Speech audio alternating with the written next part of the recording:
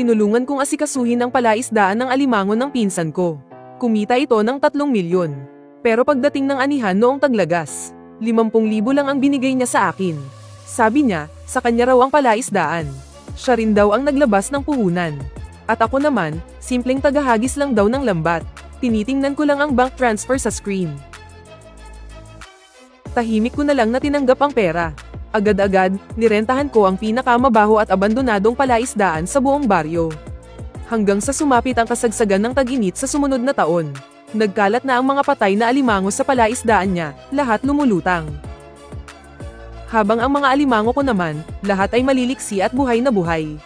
Nang makita ko ang bigla niyang pamumutla, nakatayo ako sa gilid ng bago kong palaisdaan na puno ng mayayabong na halaman. Umatras ako ng 2 hakbang.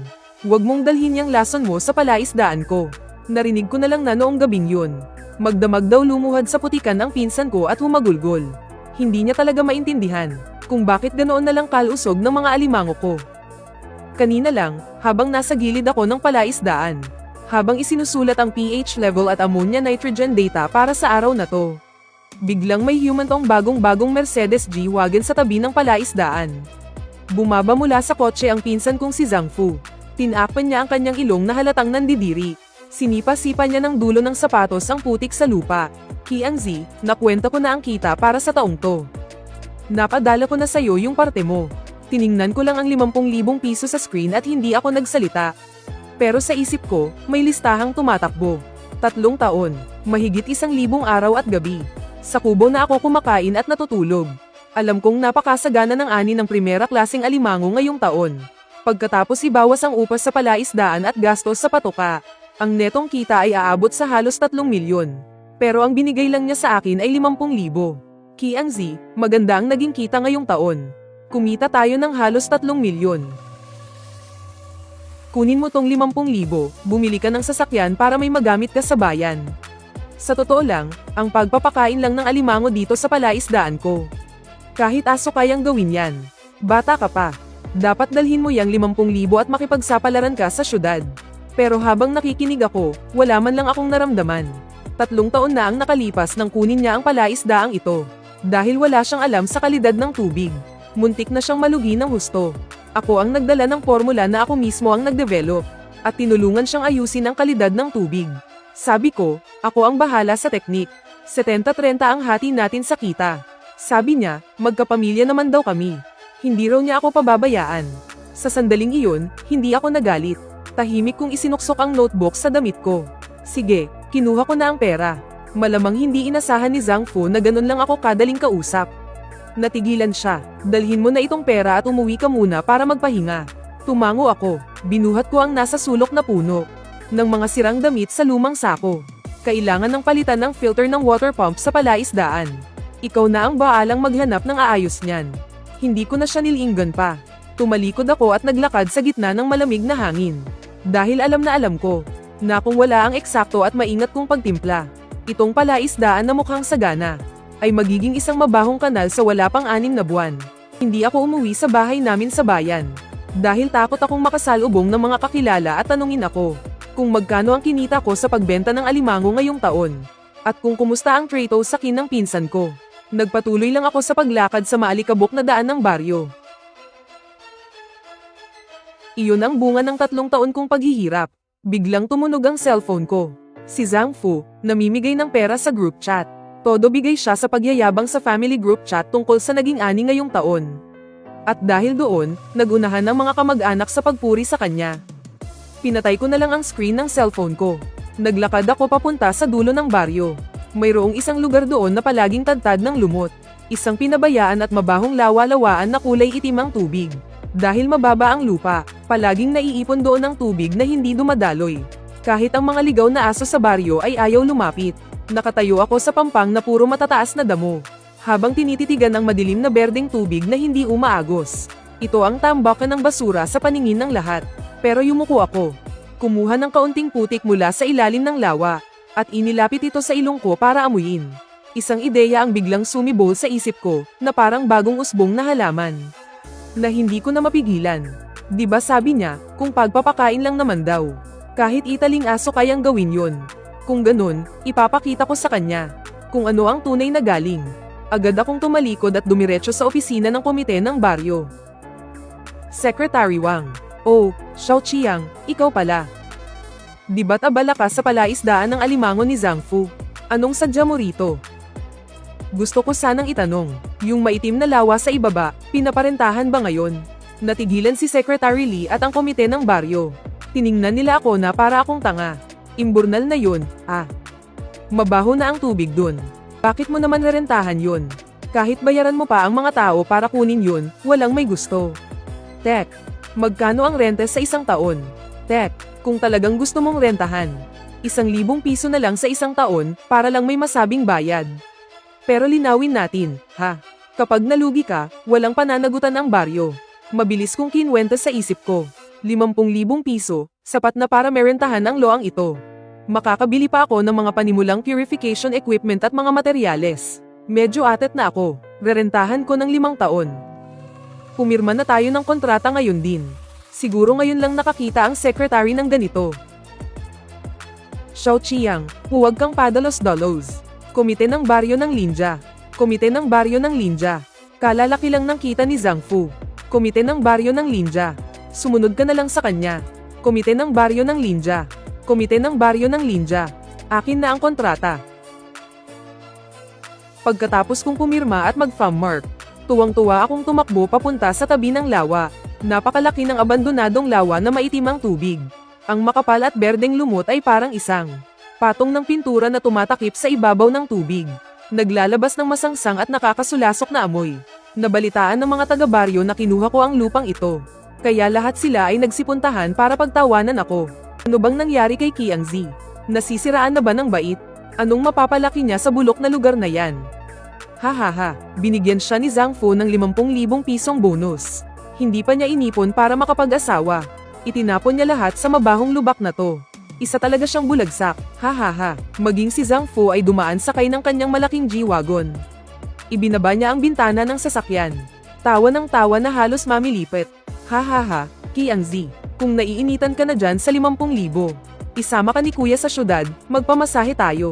Bakit ka pa nagpapakahirap sa taihan na to? Nakasuot lang ako ng waders na hanggang dibdib. At nahihirapang maglakad sa hanggang baywang. Na itim na tubig, nililinis ang mga nabubulok na sanga. Pero ni hindi man lang kumunat ang noo ko. Dahil alam na alam ko ang ginagawa ko. Nang gabing yun, nang makaalis na ang mga usisero, binuksan ko ang ilang itim na plastic drum. Nakada rating lang mula sa bayan noong araw na iyon. Sa loob nito ay ang likidong pinagbuhusan ko ng hindi mabilang na pagod at hirap. Ang sikreto kong dinevelop na composite probiotic concentrate. Ang uri ng bakterya na ito ay partikular na idinisenyo para sa ganitong klase ng patay na tubig na sobrang yaman sa nutrisyon. Maingat kong hininaan ang concentrate na may sukat na eksakto hanggang sa gramo. At pagkatapos ay pantay-pantay kong eye spray sa bawat sulok ng maitim na lawa. Ang ganitong trabaho ay hindi pwedeng magkaroon ng kahit katiting na pagkakamali. Sa loob ng 1 linggo, gising ako sa gabi at tulog sa araw. Sa umaga, para akong namumulot ng basura. Nag-aayos ng mga pilapil sa tabi ng lawa. Pagsapit ng gabi, ako ang nagiging salamangkero ng loang ito. Ang himala ay nagpakita noong umaga ng 2 linggo. Ang dating makapal, berdeng itim na lumot ay nagsimulang mawala. At ang masangsang na amoy ay napalitan ng isang banayad. Pinalitan ng amoy ng putik at mga halamang tubig. Unti-unti, lumino ang tubig. Sa wakas, tumagos na rin ang sikat ng araw sa ibabaw ng tubig.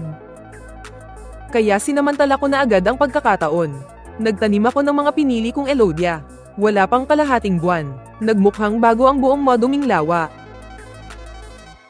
Noong magpapakawala na ako ng mga semilya, tumunog ang cellphone ko. Si Zhang Fu. Napakunot ang noo ko. Hello. Halatang halata sa boses niyang lasing siya. Qiangzi, nagpapakahirap ka pa rin ba riyan sa mabaho mong putikan? Ako nga, kumuha lang ng ilang tao sa syudad. 80 pesos sa isang araw. Sila na ang baalang magpakain para sa akin. Diyan ka na lang maglaro ng putik mo. Hayaan mo, sa bagong taon, hahagisan na lang kita ng 2 tirang alimango. Binaba ko ang tawag. Payapa ang mukha ko, kasing payapa ng lawa sa aking harapan. Si Zhang Fu, nagpapakasasa sa luho sa syudad.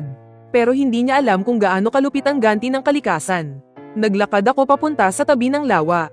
Binuksan ko ang mga huling insulated foam box. Nasa loob ang mga palihim kong itinabing matibay sa sakit. At napakatibay na unang henerasyon ng semilya ng Golden Armor Crab. Pinanood ko ang mga maliliit at parang kristal na mga batang alimango na nahuhulog sa malinaw na tubig na may mga halaman. Kinuha ko ang aking kwaderno at binuklat ito sa bagong pahina.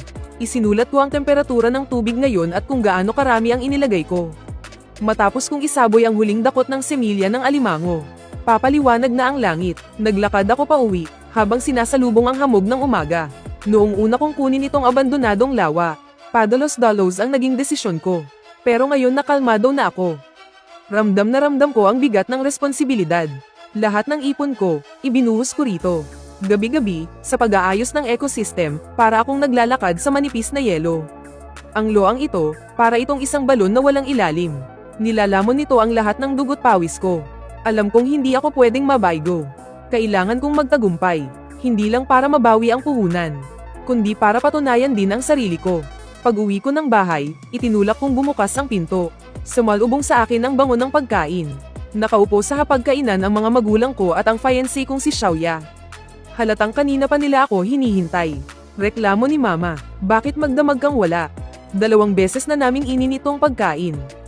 Nagsinungaling ako, may mga tinapos lang na trabaho sa palaisdaan. Maraming ginawa kaya natagalan. O sige na, maghugas ka na ng kamay at kumain ka na. Tumayo si Xiaoya at inabutan ako ng malinis na tuwalya. Kita sa mga mata niya ang pag-aalala. Bakit ang putla-putla mo? Pagod ka ba? Wala to, puyat lang. Naging tahimik ang lahat sa hapagkainan. Sanandukan ako ni Mama ng ulam. Kiang Z. Magkano ba talaga ang parte mo galing kay Fuzzy ngayong taon? Parang tinusok ng karayom ang puso ko sa tanong na yun. Napatigil din sa pagkain si Papa at si Xiaoya, at napatingin sa akin. Ibinaba ko ang plato ko. Kinuha ko ang cellphone ko. At ipinakita ang screen ng bank transfer. Sinadya kong magsalita ng magaan ang dating, Ma, nandito ang pera 50,000. Kumunat ng husto ang noo ni Mama. 50,000? Bakit 50,000 lang? Kalat na sa buong baryo. Nakumita raw si Fuzzy ng halos 3 milyon ngayong taon. Nay, mukha lang malaki ang kita ngayong taon. Pero sa totoo lang, mataas din ang lugi. Nay, mukha lang maganda ang kita pero ang daming pinagkagastusan. Sa kanya yung palaisdaan, sa kanya yung puhunan, wala naman akong. Sa kanya yung palaisdaan at lahat ng risk, siya rin ang sumalo.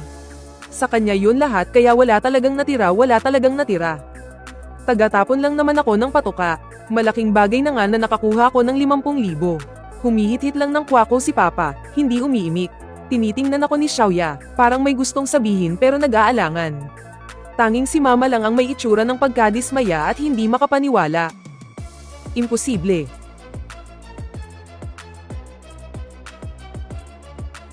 Nilalamangan ka ba ni Fuzzy? Nay, huwag kang magsalita ng kung ano-ano. Pinsan ko si Fuzzy. Hindi naman siguro niya ako maloloko. Sa kanya naman talaga dapat ang mas malaking parte. Dayan TTHI. Kailangan nating maging makatwiran. Dane TT. Nung sinasabi ko ang mga salitang yun, the net TR. Bawat isa ay isang pagtataksil sa sarili kong 3 taon ng paghihirap, pero kailangan kong sabihin yun. Hindi nila pwedeng malaman na nagkasira na kami ni Zhang Fu. At lalong hindi nila pwedeng malaman na kinuha ko yung pinakamabahong lawa-lawaan sa buong baryo. Ayokong madamay sila sa pag-aalala at takot ko. May sasabihin pa sana si Mama. Pero pinigilan siya ni Papa. Tama na yan, kumain na tayo. Alam ng anak natin ang ginagawa niya. Pagsapit ng gabi, habang nakahiga ako sa kama, niyakap ako ni Xiaoya mula sa likod. Zhang Qiang, parang may iba sa'yo ngayon. Lin Yuan, sigurado akong may tinatago ka sa akin. Humarap ako at niyakap siya. Ano namang problema? Sumakit lang ang ulo ko dahil sa malakas na hangin kagabi. Matulog ka na. Bukas, dadalhin kita sa bayan para mamasyal. Tumahimik ang babaeng kayakap ko. Pero ako, hindi man lang dalawin ng antok. Nakadilat lang ang mga mata ko, nakatitig sa bakbak na kisame. Ang isip ko'y puno ng mga alaala ng luang itim na iyon na tahimik na nagkakaroon ng malaking pagbabago. Iyon ang aking pag-asa, at iyon din ang tanging paraan para makatakas ako. Sa mga sumunod na araw, ito ang pinakamasayang panahon sa baryo bago matapos ang taon. Bawat pamilya ay abala sa pagkukwenta ng kanilang ani ngayong taon. at naghahanda ng magkatay ng baboy para sa bagong taon. Nagkunwari rin akong parang walang problema. Sa umaga, sinasamahan ko sila mama, papa, at si Xiaoya na bumili ng mga panghanda. Para bang walang anumang nangyari. Pero may isang bagay na laging gumugulo sa isip ko. Ang resulta ng pagsusuri sa kalidad ng tubig ng lawa mula sa ahensya. Ipinadala ito sa ikatlong araw matapos akong maglagay ng similya. Sir, may magandang balita. Lumabas na po ang resulta ng water sample ninyo. Ang ammonia, nitrogen at nitrite ay bumaba na sa ligtas na level. Napakataas ng dissolved oxygen. Ang ecological cycle ng bacterial colony na yun. Ganap ng naitatag. Taunang yaman, kapayapaan, at swerte. Kasama ko si Xiaoya noon na pumipili ng mga pampaswerte para sa bagong taon. Nang matanggap ko ang tawag, sa sobrang tuwa ko, muntik ko nang maitaob yung pwesto. Hinaan ko ang boses ko at lumakad papunta sa kanto. Ang galing. Kumusta naman ang linaw ng tubig? Napakaganda ng linaw. Ang mga lumot sa ilalim at mga halamang tubig ay napakaganda ng tubo. Pasok na sa standard ng isang top-level na ecological water body. Ito ay isang textbook example ng pag-restore ng lumang fish pond. Ang galing talaga ng diskarte nyo. Sige, salamat sa pagsisikap mo. Pagkababa ko ng telepono, para akong nabunutan ng tinik sa dibdib. Ibig sabihin nito, tunay nang sa akin ang fish pond na to. Ang kailangan na lang gawin ay maghintay. Hayaang lumaki ang mga semilya ng gintong alimango. Sa mga panahong yun, ilang beses din akong tinawagan ni Zhang Fu. Nung una, tinanong niya kung paano ko raw balak gastusin yung 50,000. Qiangzi, wag mong waldasin yung pera. Itabi mo para maipaayos ang lumang bahay ni Naitay at inay mo. At yung matitira, ipunin mo para sa pagpapakasal mo. Ang tono niya ay parang matandang nanenermon sa mas bata. Punong-puno ng yabang, na para bang nagbigay siya ng limos. Kalmado akong sumagot, sige po, kuya. Ang pangalawang beses ay isang araw bago magbisperas ng bagong taon. Bukas ng tanghali, sa Hongyun Restaurant, ang pinakamahal sa bayan. Ni-reserve ko na ang buong lugar. Inimbita ko talaga ang mga kamag-anak natin sa baryo at pati na rin yung ilang mga buyer. Malaki ang kinita ko ngayong taon. Kailangan nating magdiwang ng husto, hahaha. Halos nakikita ko na sa isip ko ang mayabang niyang pagmumukha noong mga sandaling iyon. Wala siyang ibang gusto kundi ang ipagmayabang sa harap ng lahat. Ang malaki niyang ani ngayong taon. At gawin akong backdrop para sa pagpapasikat niya sa kanyang tagumpay. Huwag na, Kuya Fu. Medyo abala po kasi sa bahay. Huwag ka namang ganyan, parang ibang tao ka naman. Yun na ang usapan. Pumunta ka ng maaga bukas para tumulong sa pag-asikaso ng mga bisita. Hindi na niya ako hinintay pang magsalita at binabaan na ako ng telepono. Hawak ang cellphone ko, napangisi ako ng malamig. Sige, sasakyan ko yang pag-arte mo. Titingnan ko lang kung iyang marupok. Ninyong samahan ay hanggang kailan tatagal. Noong tanghali ng bisperas ng Chinese New Year, pumunta pa rin ako, kasama ang mama at papa ko at si Xiaoya. Sa loob ng pinakamalaking private room ng Hongyun Restaurant, mayroong 5 buong lamesang nakahanda. Pagpasok pa lang ng pinto, nakita ko agad si Zhang Fu at ang mga magulang niya. Pati na rin ang ilang malalaking buyer. Nakaupo sila sa pangunahing mesa, masayang nagtatawanan at nag-uusap. Aba, nandito na pala ang pamilya ng pangalawa. Halika, upo kayo, upo. Sabi niya habang binabati kami. Pero ang mga mata niya ay sinusuri ang simpleng pananamit ng aking mga magulang. May halong pagmamataas at pangmamaliit. Lumapit si Zhang Fu. Tinapak niya ang balikat ko. Qiang, nandito ka na pala. Itinuro niya ang isang babae sa tabi niya na nakasuot ng fur coat. At makapal ang makeup. Ito ang hipag mo, si Lily. Lily. Siya yung pinsan kong si Zhang Qiang na kinukwento ko sa'yo.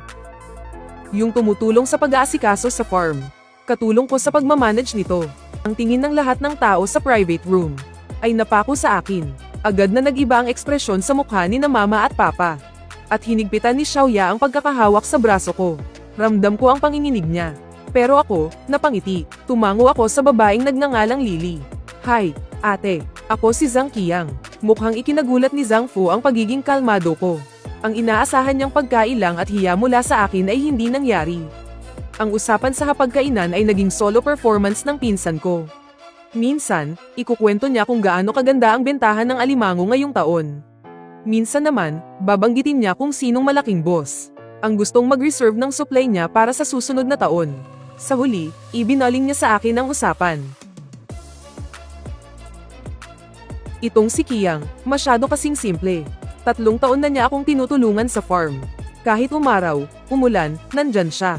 Kumbaga, kung walang achievement, may effort naman. Kaya ako na ang nagdesisyon. Noong nakaraang araw, binigyan ko siya ng angpaw na may 50,000. Para mahawan din siya ng swerte. Sabi ng lahat, ako raw bilang kuya niya. Ay sobra-sobra pa sa sapat ang ginawa. Umasenso na talaga si Fuzzy ngayon. Kahit masarap na ang ulam, hindi niya nakakalimutang mag-iwan para sa kapatid niya. Si Qiangzi, tapat na tao yan. Hindi niya kayang gumawa ng mga madiskarteng bagay. Ang kaya niya lang ay magtrabaho ng masipag. Naisinama siya ni Fuzzy. Yun na ang swerte niya. Hahaha, pero may nabalitaan ako kamakailan. Hindi ba't kumuha rin daw ng palaisdaan si Qiangzi? Ang sabi pa, yung katabi raw ng kay Fuzzy natin. Yung patay na palaisdaan na walang may gustong kumuha. Xiao Qiang, totoo ba? Bakit hindi mo sinabi sa amin? Tinitigan ako ni Papa pero hindi siya nagsalita. Pero si Xiaoya, mahigpit na hinawakan ang kamay ko. Pagkarinig nito, agad na napangiti si Tatay Zhang. Qiangzi, sa ganito kalaking bagay, bakit hindi mo man lang kinonsulta ang pamilya mo? Yung 50,000, sana tinabi mo na lang para sa mga magulang mo. Para may pambili sila ng masasarap na pagkain. Ngayon, nasayang lang lahat. Pero paano na lang kung malugi ka?